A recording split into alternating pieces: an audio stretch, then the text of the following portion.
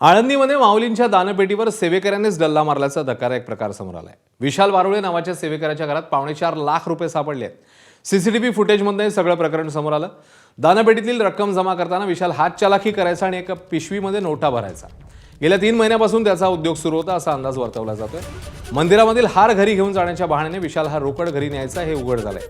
धक्कादायक बाब म्हणजे विशालला देवस्थानने कामावर ठेवलं नव्हतं, तरीही तो दानपेटीतली रक्कम जमा करत होता। सेवा देण्याच्या बहाण्याने तो आधी भोजनालयात आला आणि मग दानपेट्या उघडून रक्कम जमा करू लागला।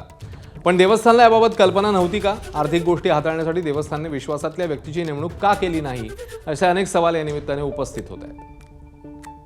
संस्थानामध्ये सेवक म्हणून काम करणारा विशाल बाळू वारुळे, वय 33 वर्ष, आणि त्याने त्या दानपेटीमधून पैसे काढत असताना त्यातील काही पैसे हा त्याच्याबरोबर असलेल्या थैलीमध्ये तो टाकून ते लपवून तो घेऊन जात होता आणि कॅशियर रूममध्ये लपवून ठेवून घरी जाताना ते पैसे घेऊन जात असल्याचं त्यांना सीसीटीव्ही फुटेजमध्ये दिसून आलं होतं। सदरचं सीसीटीव्ही फुटेज त्यांनी बघितल्यानंतर पोलीस स्टेशनला तक्रार दिली। त्यावरून आळंदी पोलीस स्टेशनला सदर सेवकाविरुद्ध गुन्हा दाखल करण्यात आला होता।